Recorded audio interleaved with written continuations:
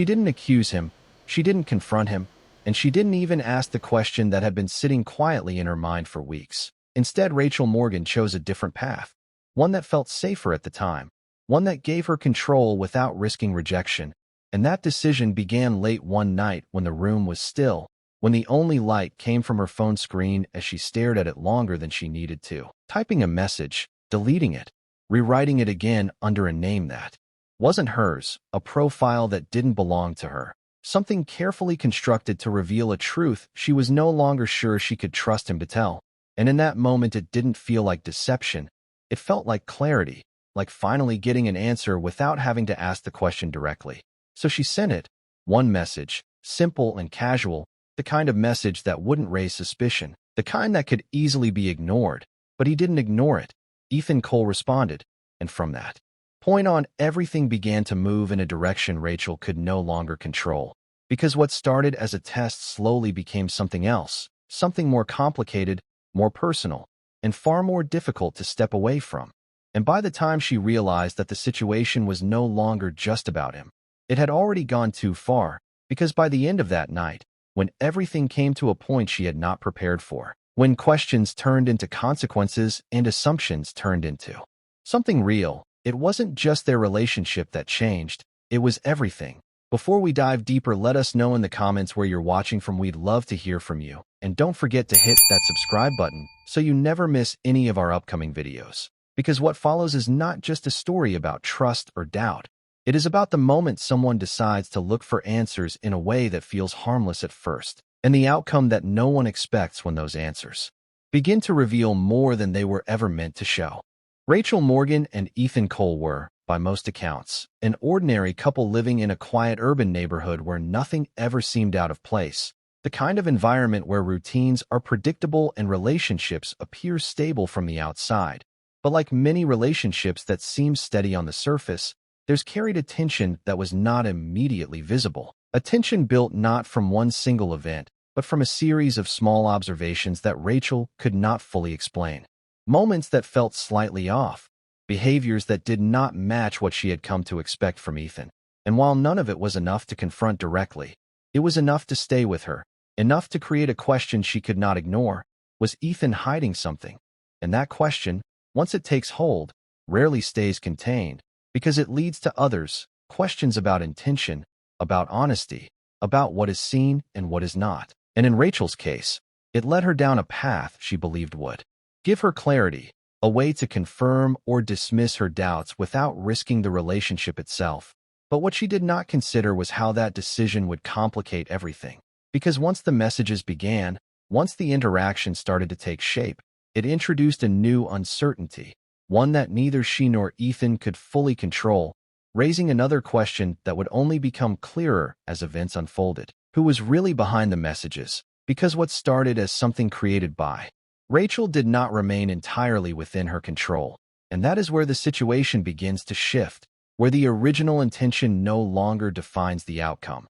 And as the line between what was planned and what was not begins to blur, a final question emerges, one that sits at the center of everything that follows. Did Rachel uncover the truth, or did she create it?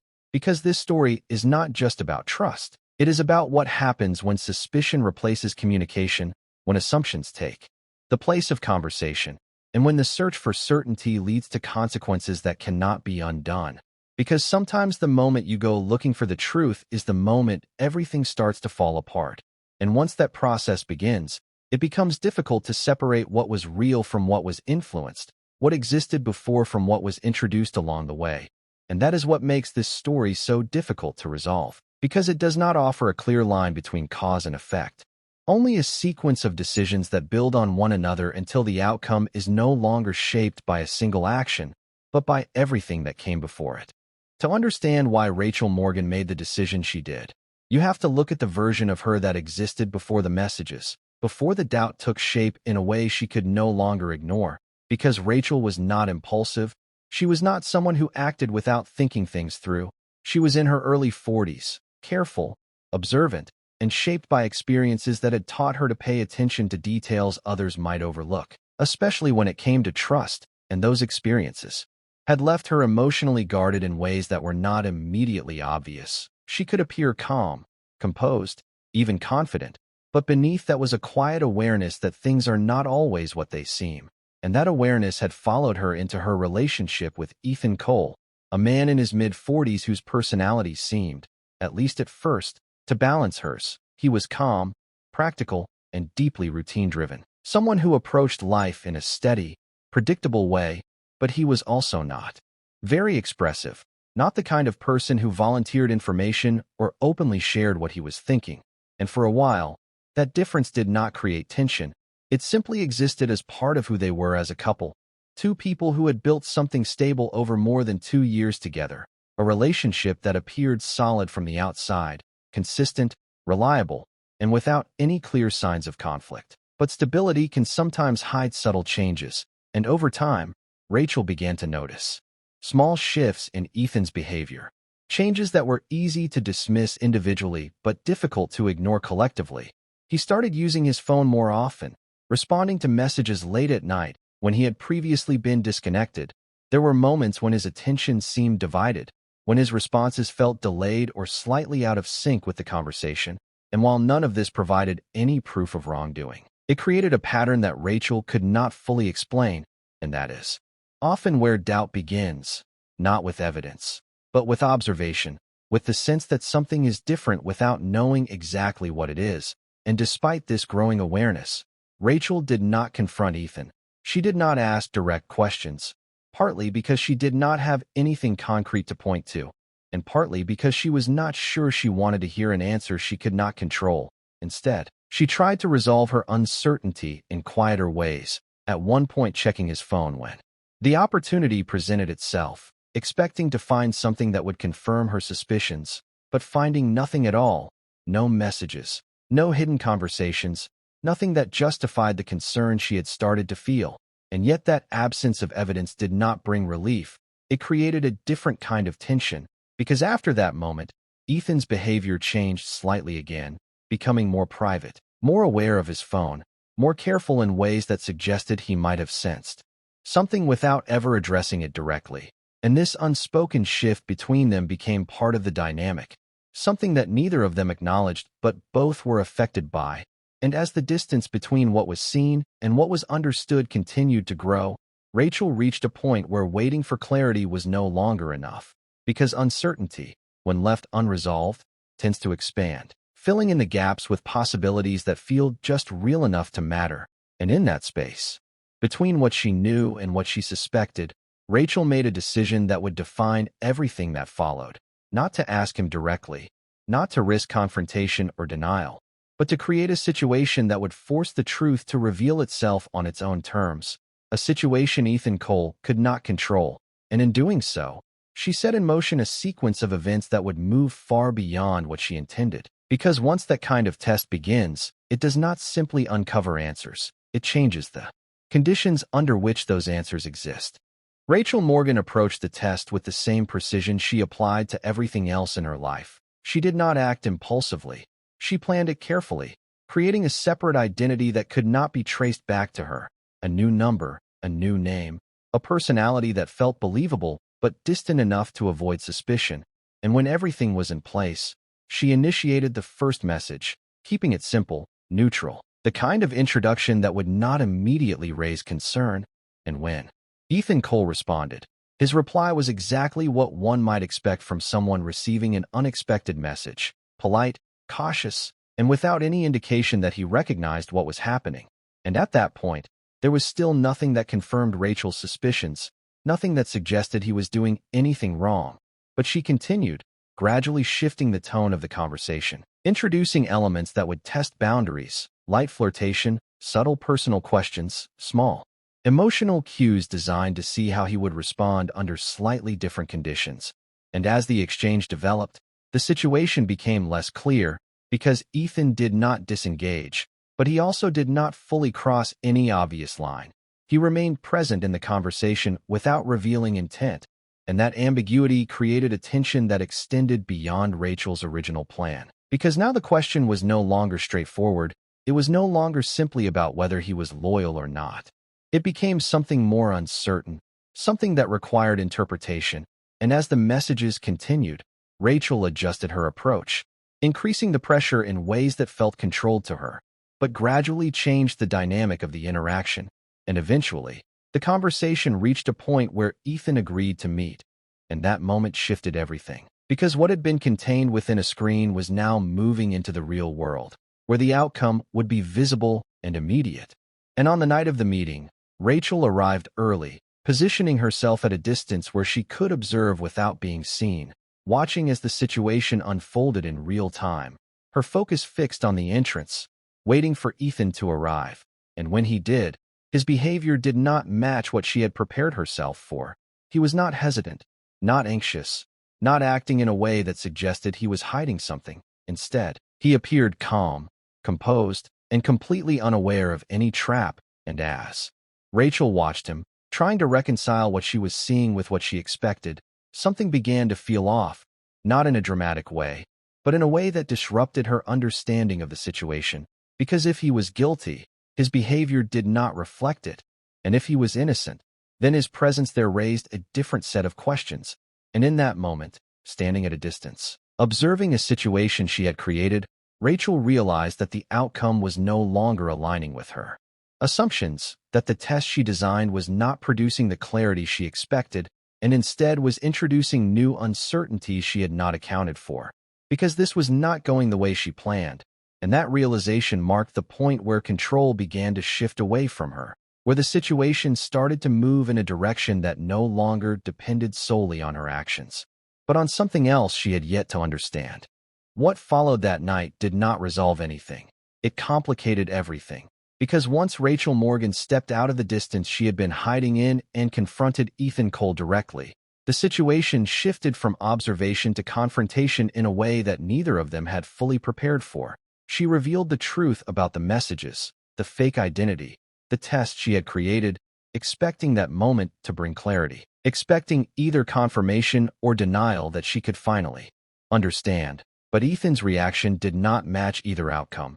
He did not respond with guilt, nor did he react with anger in the way someone falsely accused might. Instead, he denied any deeper intent, insisting that his responses had been casual, that he had not taken the interaction seriously, and that he had not believed it would lead anywhere beyond conversation. And for a brief moment, it seemed as though the situation might resolve into something uncomfortable but explainable, until a new detail emerged, one that neither Rachel nor Ethan could account for. Because as they went back through the messages together, comparing what had been sent and when, they discovered exchanges that Rachel did not remember writing, messages that appeared in the timeline but did not match her actions, responses that had been sent at times when she was not actively using the account.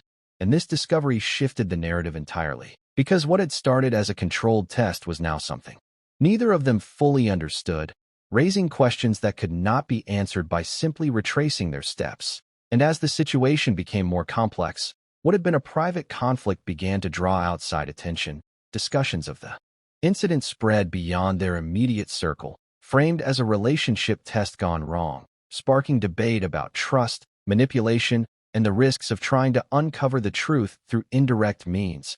And with that attention came increased scrutiny, leading to a more structured attempt to understand what had actually happened.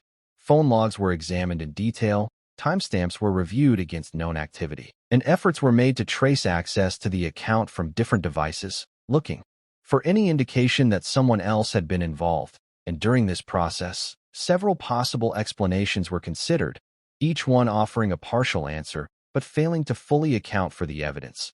There was the possibility that Ethan had recognized the situation earlier than he admitted and had chosen to continue engaging for reasons of his own. There was also the question of whether Rachel's recollection of events was entirely accurate, whether stress or expectation had influenced her perception of what she had done. And then there was the more complex possibility that a third party had somehow gained access to the account, interacting with Ethan without either of them being aware. And as these theories were explored, the tone of the investigation shifted, becoming less about assigning blame and more about understanding the sequence of events. And in that context, a question emerged that would define the next phase of the process. If you created the test, how did someone else continue it? And it was a question that neither Rachel nor Ethan could answer, because it suggested a level of involvement beyond what either of them had anticipated. And as the pressure of that uncertainty grew, it began to affect both of them in different ways. Rachel started to doubt her own memory, revisiting each step she had taken, questioning whether she had overlooked something, whether there were moments she could not fully recall, while Ethan became increasingly defensive, not just about the accusation itself, but about the implication that he might have been part of something he did not understand. And this combination of doubt and defensiveness created an environment where clarity became harder to achieve, because every new piece of information introduced more questions than answers. And just as it seemed that the investigation might reach a point where no further progress could be made, something was uncovered that changed the direction of the entire case. A detail that did not fit into any of the existing explanations, something that should not have been there based on everything that had been established, and the moment it was discovered, it forced everyone involved to reconsider what they thought they knew, because it pointed toward a possibility that neither Rachel Morgan nor Ethan Cole had considered, and then investigators found something that neither of them could explain. The turning point in the investigation came when the technical analysis moved beyond surface-level explanations and began to focus on patterns that could not be dismissed as coincidence. Because as the message logs were examined more closely, it became clear that the account Rachel Morgan had created had been accessed from more than one device, not just hers, and not always at times that aligned with her usage. And this detail shifted the entire framework of the situation, because it meant that the interaction between Rachel and Ethan Cole had not been as contained as either of them believed. There were moments when messages were sent that neither could account for, timestamps that did not match their activity, and traces of access that pointed to an external source. And while this did not immediately explain who was responsible, it confirmed that something beyond their control had been involved. And it was at this stage that Ethan made an admission that added another layer to the situation. He acknowledged that he had suspected something was off early in the exchange, not enough to identify Rachel directly, but enough to recognize that the interaction did not feel entirely natural, and rather than disengaging, he chose to continue, responding intentionally, observing how the conversation developed, effectively turning the situation into a test of his own, one that mirrored Rachel's intentions in a way neither of them had anticipated. But even with that admission, there remained a gap in the timeline, because not all of the responses could be attributed to him. There were messages that appeared when he was not engaged, responses that did not reflect his tone or behavior, and this inconsistency reinforced the conclusion that someone else had been involved, someone who had access to the account and the ability to influence the direction of the interaction without being detected. And as this possibility became more difficult to dismiss, the focus shifted toward understanding the nature of that involvement, whether it was intentional interference, passive observation that turned active, or something more complex that had yet to be identified. And as these questions were explored, the emotional impact of the situation began to settle in, particularly for Rachel, because what had started as a controlled attempt to uncover the truth had evolved into something she could no longer define. And in that moment, as she reviewed the evidence, the messages, the timestamps, the realization became unavoidable. The situation she had created was no longer hers alone. And when she finally expressed that understanding, it reframed everything that had happened up to that point. Because she was no longer looking at a test that had gone wrong. She was looking at an interaction that had been influenced from the outside in ways she had not anticipated. And as she tried to process that, the words she used captured the shift in perspective that defined the entire case. I wasn't just testing him. Someone was testing both of us. And with that realization, the story moved beyond questions of trust and intention into something far more difficult to resolve, because it suggested that the outcome had been shaped not just by Rachel Morgan and Ethan Cole, but by a presence that had remained hidden throughout the process, influencing events without revealing itself, and leaving behind a sequence of actions that could be traced, but not fully explained. By the time the situation reached its conclusion, there was no single moment that defined the end, no clear resolution that tied every detail together in a way that felt complete. Instead, there was a gradual realization that what had been set in motion could not be undone, and that the relationship between Rachel Morgan and Ethan Cole had been altered in ways that neither of them could fully repair. Because regardless of how the events were interpreted, regardless of who was responsible for which part of the interaction. The foundation they had built over 2 years no longer held the same meaning. Trust had been questioned, tested, and ultimately broken, not through one definitive act, but through a series of decisions that layered uncertainty on top of suspicion until there was no stable ground left to return to. And while both of them had entered the situation from different perspectives, Rachel seeking clarity and Ethan responding in a way he later admitted was partly driven by curiosity. The outcome was the same. Distance replaced connection, and what remained was not resolution, but an absence of certainty. Because even as the investigation concluded, even as the messages were analyzed and the timeline reconstructed as thoroughly as possible, one element remained unresolved. The source of the unknown messages was never confirmed. No definitive explanation was found that could account for every inconsistency, every unexplained response, every moment where the interaction moved beyond what either Rachel or Ethan could verify, and that absence of closure became part of the story itself, a reminder that not every situation can be reduced to a clear cause and effect. And in reflecting on what happened, Rachel's original intention stands in contrast to the outcome, because she began with the belief that she could uncover the truth without disrupting the relationship, that by creating a controlled scenario, she could observe without being seen. But what she discovered instead was that the act of testing changed the conditions entirely, that once the situation was altered, the responses within it could no longer be measured against what existed before, and in that sense, the clarity she was searching for was replaced by something far less certain, something that raised more questions than it answered, because when you test someone, you do not simply reveal who they are. You change the situation itself. You introduce variables that were not present before, and those variables influence the outcome in ways that cannot be fully separated from the original intent. And that leads to a final question that remains open, not just within the context of this story, but in any situation where trust is examined indirectly. Was Ethan ever truly unfaithful, or did the test create the outcome? Because if the conditions of the interaction were shaped by the test itself, then the result cannot be viewed in isolation.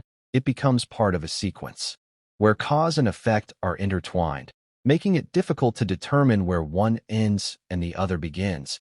And in that uncertainty lies the lasting impact of what happened, not in what was proven, but in what could never be fully resolved.